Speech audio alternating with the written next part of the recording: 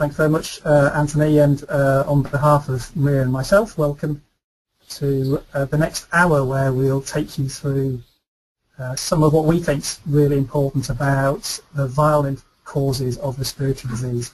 I was repondering our title, something old, something new, and I think that probably refers to the speakers, and I'll leave you to guess who was the old and who was the new.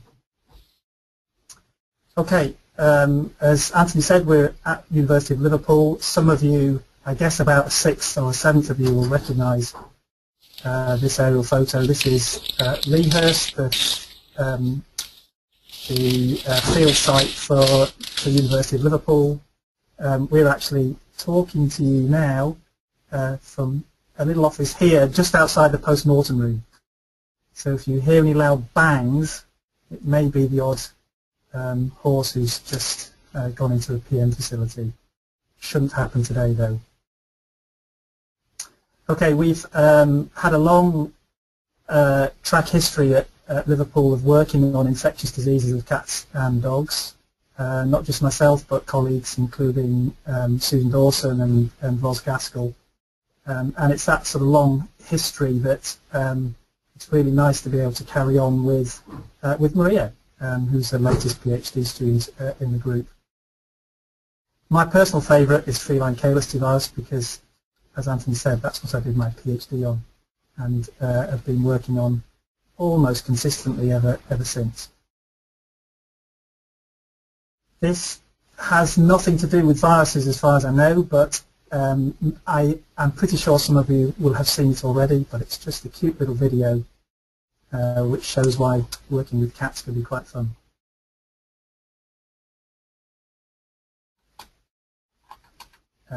The image on my computer is called "Why is Sumo Better Than Karate?" And I think the video makes it pretty clear. Okay, we have been asked to provide some poll questions, and this is our first one, to get you thinking about respiratory disease in cats and dogs.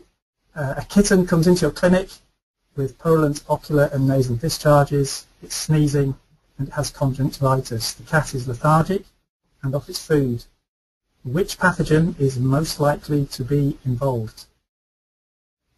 FCV, FEHV, that's feline herpes virus, as we're now supposed to call it, Bordetella, and influenza.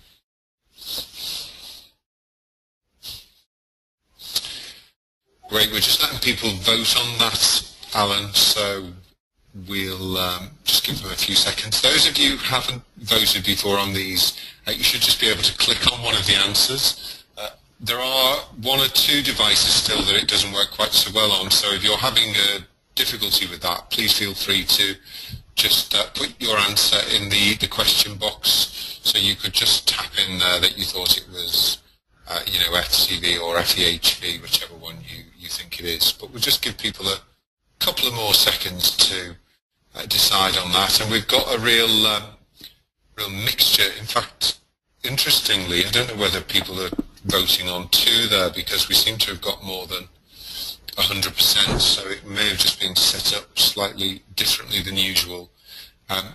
If I just go through the results, we've got, in fact, I'll close that and then we can display them. You won't see them, but the attendees will be able to look at them.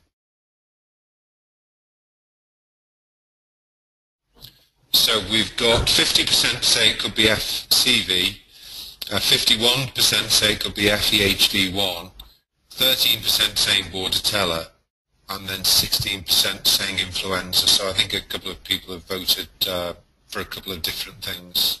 As it said, there are multiple answers allowed. Okay, so that's really split, and then Bordetella and influenza at a lower level. So a very interesting split, and I guess all of you could be right.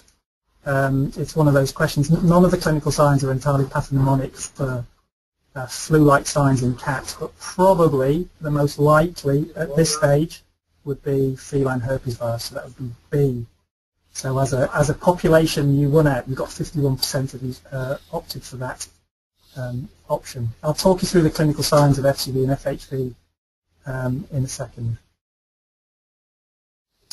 Okay, a little bit of background to feline calyx virus and feline herpes virus. FCV fits in, is a member of the family Caliciviridae.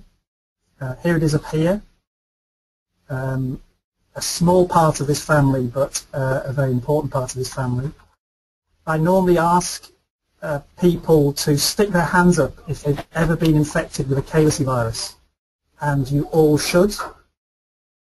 You can still do it even though you're sat in a room by yourself. You can stick your hand up. Maria's sticking her hand up. This is the one you've probably had, Norwalk virus. It causes hemorrhagic, causes vomiting and diarrhea in people, particularly in cruise ships and hospital wards, but also in armies. The veterinary significant ones at the moment are feline calicivirus. We're not quite sure about canine calicivirus yet. And then this one down here, you'll be vaccinating some of your rabbits against rabbit hemorrhagic disease. This is the herpes virus family, and or members of the herpes virus family. And again, if I ask you to put your hands up if you've ever been infected with the herpes virus, you should all put your hands up, because, believe it or not, as you sit here listening to this, there is a herpes virus in your brain, almost definitely. Probably sat there doing nothing, and in a proportion of you when you get stressed. Sorry, we just had not a machine gun started up, but a very loud noise outside. I hope that's not interfering with the sound too much. In a proportion of you when you get stressed, that herpes virus, herpes simplex virus, will reactivate, travel down your facial nerve and cause cold sores. Chickenpox is a similar phenomenon caused by a slightly different herpes virus in people, which reactivates to cause shingles. So you all have herpes viruses in your brain, and I make the point about cold sores in particular because if you can remember that feline herpes virus is a little bit like herpes simplex virus in people, then you'll remember a lot of it, of the biology of the virus in cats as well. So here's the clinical signs.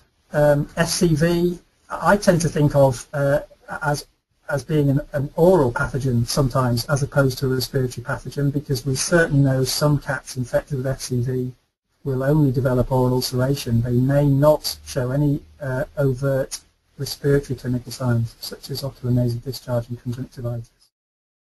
You also know, I'm sure, that some strains of FCV, as well as causing oral and respiratory disease, seem to affect the joints, and particularly in younger cats and kittens, and can cause a transient lameness. Herpes virus, on the other hand, very rarely causes oral ulceration, but it does tend to make cats a bit sicker. It does tend to give them quite profound ocular and nasal discharges, which can become quite purulent. Sneezing is often quite a big feature of feline herpes virus infection. And again, as you know, herpes virus in some cats, almost the predominant complications are to do with infection of the eye. So here's feline herpes virus, very purulent ocular and nasal discharge in this cat. You can kind of just sense this cat does not feel very well. And here's some of the ocular complications of that follow herpes virus infection. What I want to talk you through on this slide is the carrier state for feline herpes virus. When you take a susceptible cat, shown here on the left, I hope you can all see my mouse. I'm using it, assuming that you can. Anthony, can you confirm? Can people see the mouse? Maybe Anthony's gone to sleep. Yes, they can, Alan. Everybody can see the mouse. Sorry to wake you up, Anthony. So the susceptible cat on the left, when you infect that cat, it develops an acute infection and clinical disease and sheds the virus. Over 2 to 3 weeks, that cat will then become clinically normal and stop shedding the virus, but the virus will have gone latent in the cat's central nervous system. At that point, you will not be able to detect any virus being shed from this cat.